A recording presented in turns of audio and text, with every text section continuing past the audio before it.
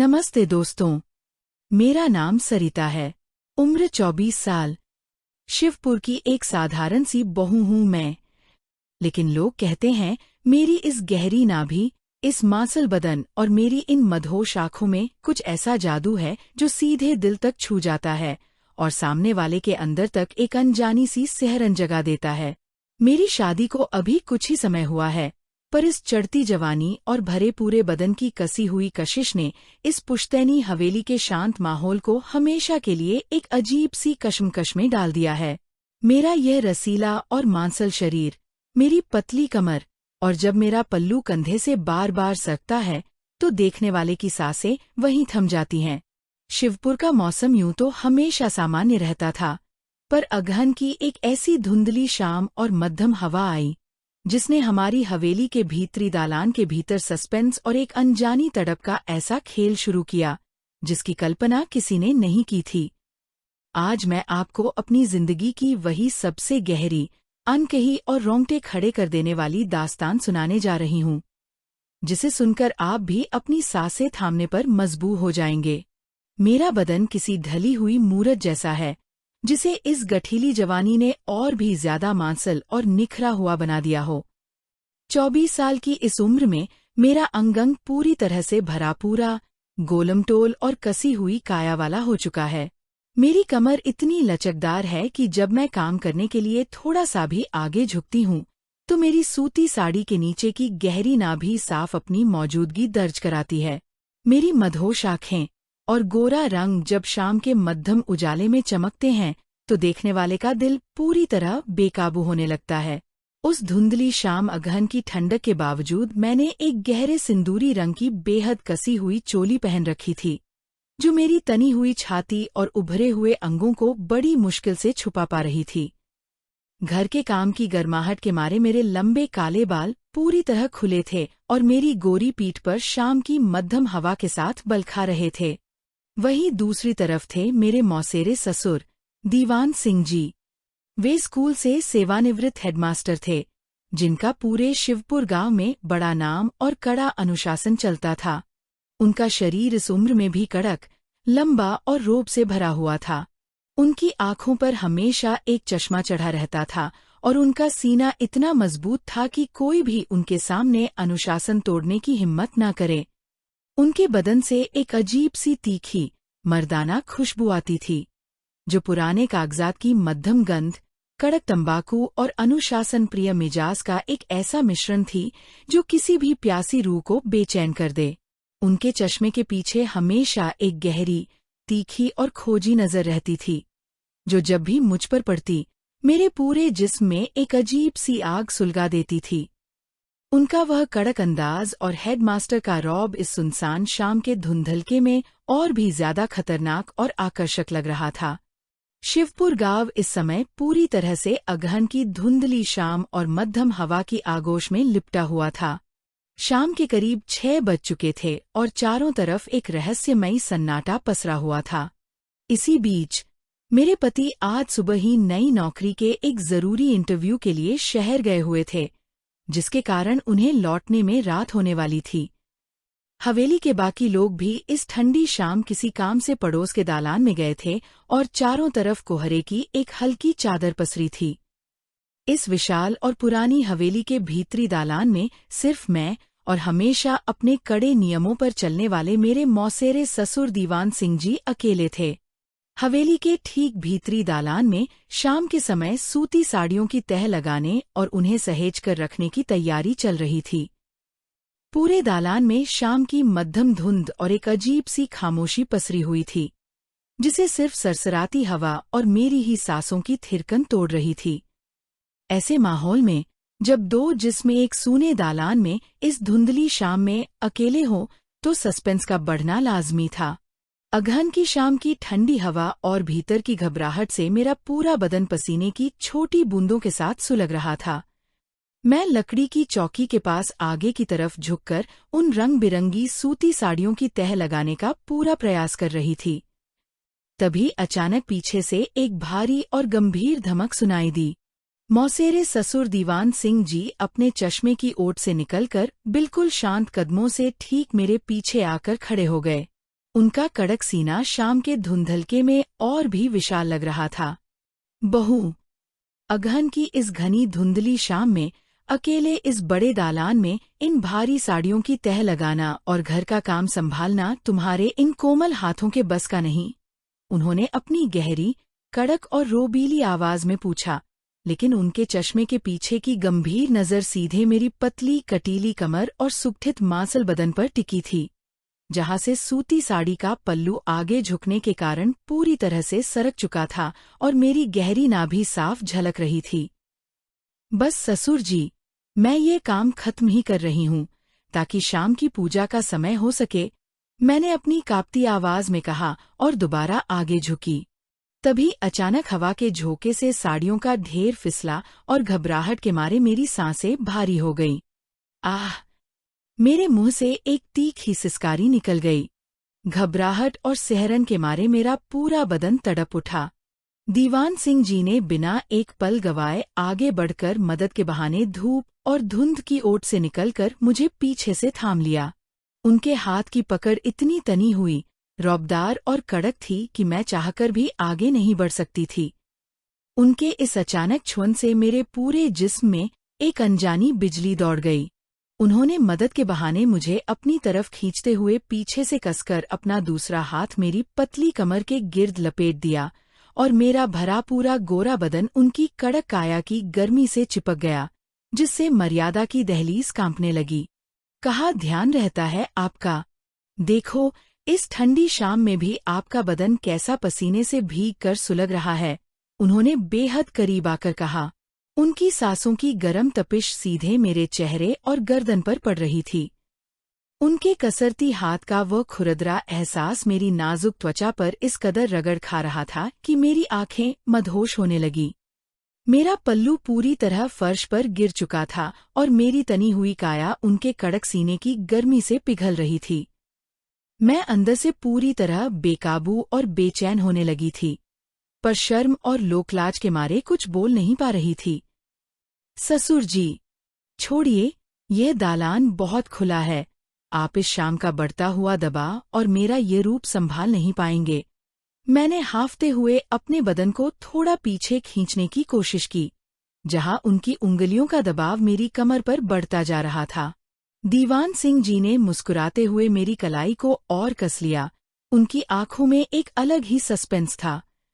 बहू, जो पाठ और जो अनुशासन जितना कड़ा और रसीला होता है, उस पर इस हेडमास्टर का ध्यान उतना ही गहरा होता है। तुम अभी नादान हो। तुम्हें नहीं पता कि इस अगहन की शाम में जब तक अंदरूनी कशिश न सुलगे, तब तक इस सूनी हवेली की बेचैनी को चैन नहीं मिलता।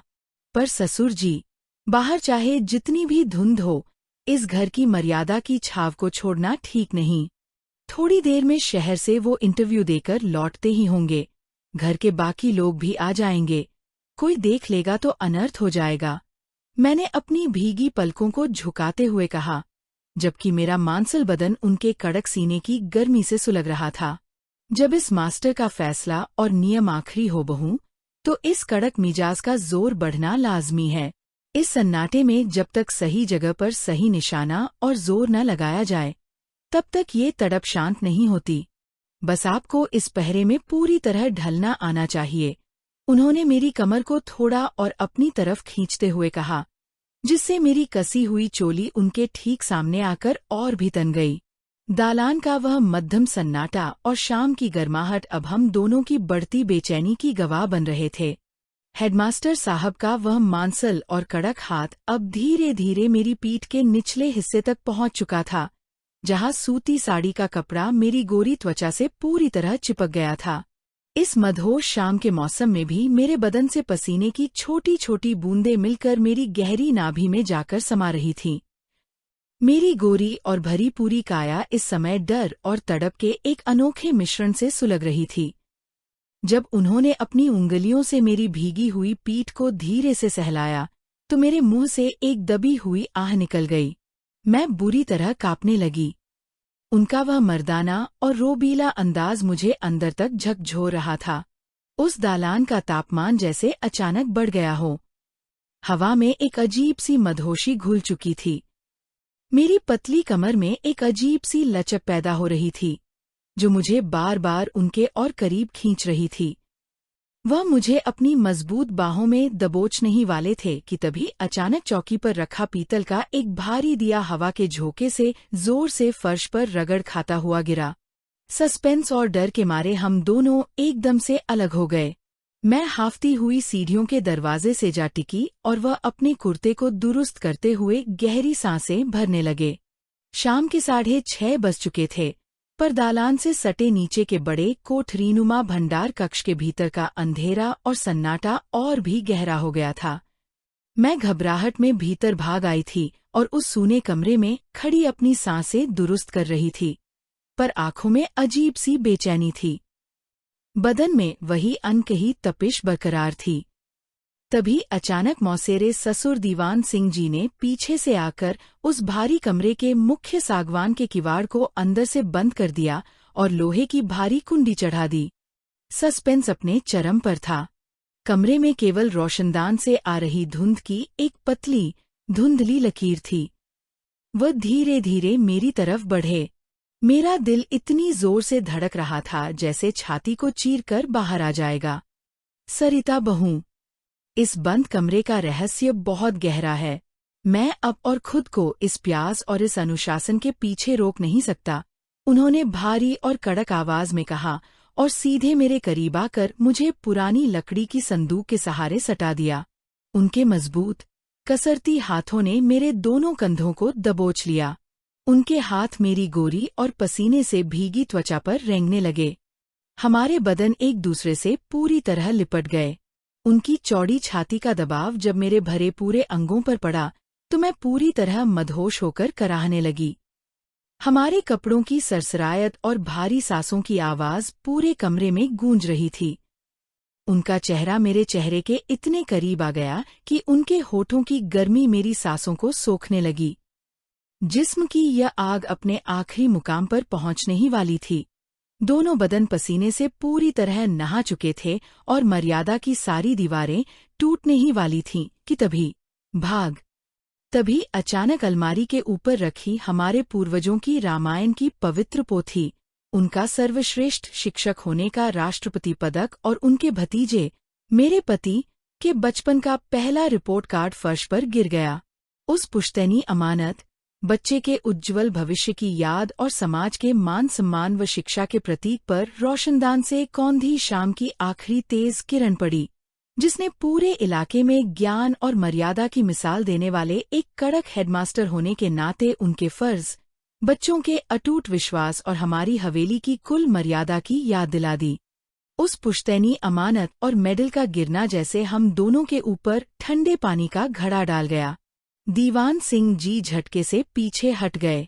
उनकी आंखों में जो भूखी और मदहोश नजर थी, वह अचानक आत्मग्लानि और भारी आंसुओं में बदल गई।